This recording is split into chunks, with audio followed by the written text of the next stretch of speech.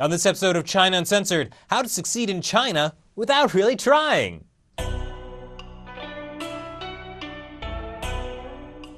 Hi, welcome to China Uncensored. I'm your host, Chris Chappell. Loyal viewers, you know that I'm not one to toot my own horn, but after my recent raging success in Hong Kong, I've decided to take the show to a new level. Go for some real mainland stream appeal. That's right. Like many noble Western enterprises before me, China Uncensored is going into the Chinese market. If you're wondering how a show about uncensoring China gets past the Chinese censors, well, I figured all that out. China Uncensored isn't going into China as a show. It's going in as a successful Western business looking to sell our proprietary secret humor formula to the Chinese market. It's a perfect plan.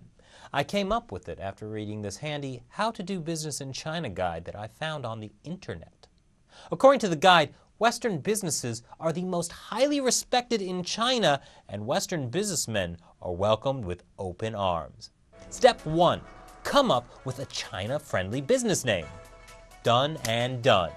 Step 2. Set up multiple unlimited personal expense accounts and open tabs at the best karaoke bars in Beijing and Shanghai.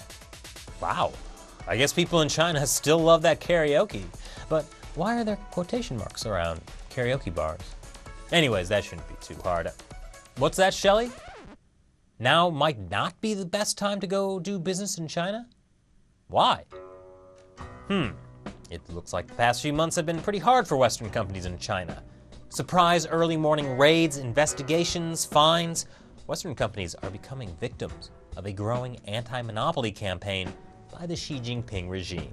At least 30 foreign firms have been hit. Some of the bigger ones include Microsoft, JP Morgan Chase, and British pharmaceutical company GlaxoSmithKline.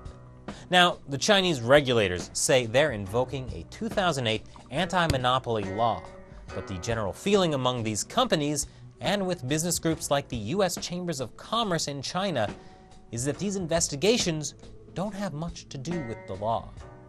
So why is this happening to Western companies now? What's that, Shelley? Look at step 3. Okay. Step 3. Develop the right guanxi. Of course, guanxi. Just like Chinese politics, Chinese business is controlled by the big G, guanxi. Guanxi describes the personal relationships you have. When it comes to doing business, it's your personal network, the people you've done stuff for, or who you can call on to do you a favor. If you have good guanxi, you have it all. Sure, for the best guanxi, you might have to grease the wheels with bribery every now and then, take a few kickbacks, look the other way from time to time, but that's just how business gets done in China. So are these Western businesses getting in trouble for bribery and corruption? Actually, no, which is the interesting part. They're getting in trouble for things like pricing violations and market dominance. There are all kinds of theories out there about why this is happening. To protect domestic Chinese firms or for price control in politically sensitive industries. There's speculation that Chinese officials will increasingly use these regulatory tools that are common in other countries to control markets to their advantage in China. The U.S. Chamber of Commerce released a report that made it clear they had no idea what was going on. Now, I'm sure there's an element of truth to all those theories, but they're missing the bigger picture. And here's the missing piece of the puzzle.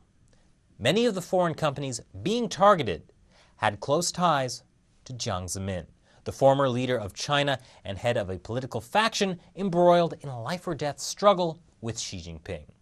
I've already reported extensively on the aims of Xi's anti-corruption campaign that's just so happened to have targeted the most elite of Jiang's faction. This anti-monopoly campaign is just another front in Xi's war against Jiang Zemin and his political allies. It aims at taking out their financial backing, and Western companies are unknowingly caught up in the middle of it. Let's look at Microsoft. In 2007, Bill Gates was quite optimistic about how things were going for Microsoft in China. Bill Gates first visited China in 1994 and met with then-leader Jiang Zemin. It did not go so well. Jiang told him to learn more about Chinese culture, which was a not-so-subtle diss. Gates tried again in 1995, this time bringing his wife and Warren Buffett. Jiang invited them to a resort and, according to Chinese media, gave Gates some fatherly advice. By February 2003, Gates and Jiang had a much closer relationship. At a widely publicized meeting, they talked for over 45 minutes over the schedule time and chatted truly like friends about their kids. At one point, Gates tried to explain the stock market to Jiang and called him a great capitalist. Speaking of the kids, Jiang's son, Jiang Mianheng, eventually got into the Microsoft business as well. He owns 50% of MSN China's website through his company Shanghai Alliance Investment. Other connections between Jiang's faction and Microsoft: China's state-run National Petroleum Corporation, which was chaired by the now-purged Zhou Yongkang, used Microsoft email service but was switched to a local provider earlier last year.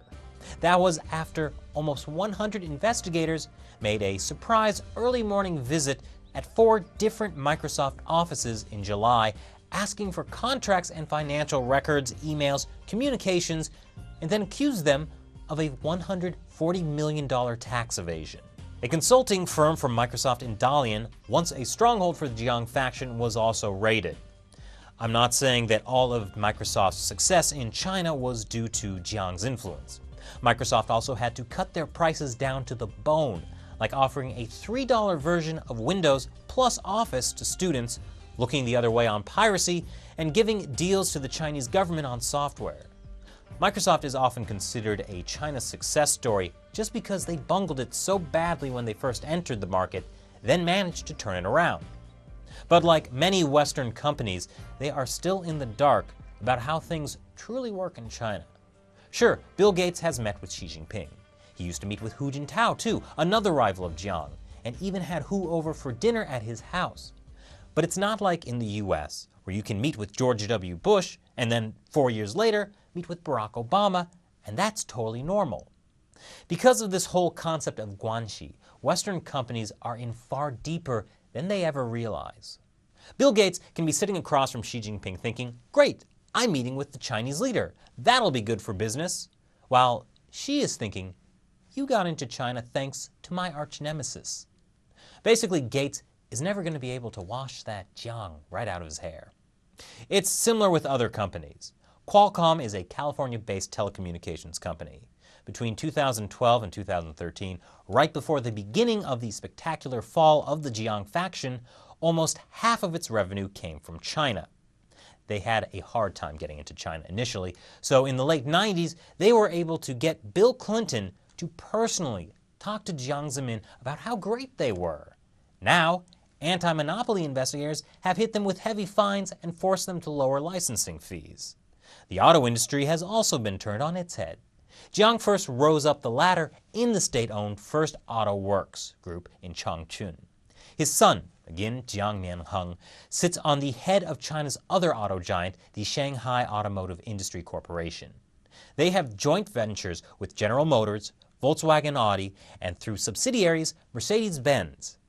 50 FAW executives have been investigated in Xi's anti-corruption campaign, and all those foreign car companies tied to the SAIC are getting investigated left and right, and some fined for price fixing.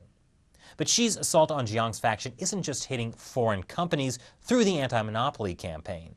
Even the departments in charge of the anti-monopoly campaign have been hit. There are 3 agencies responsible for the investigation, and 2 of them were cleaned out before the anti-monopoly investigation began.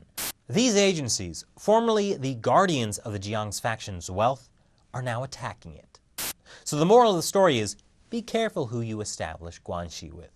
Jiang and his crew were always pretty bad news, but they controlled power for years. And with the way the Communist Party works, it's hard to align yourself with someone who isn't at risk. Ask Canadian Prime Minister Stephen Harper, who met with a charismatic Chinese leader named Bo Xilai right when it was obvious that he was about to get purged. Oops. That's why when China Uncensored goes into China, I'm not going to make that kind of mistake. I'm going to establish guanxi with the one guy no one in the Communist Party can purge. I'll even let him call dibs on my favorite karaoke song. Again, I'm Chris Chappell. Thanks for watching China Uncensored.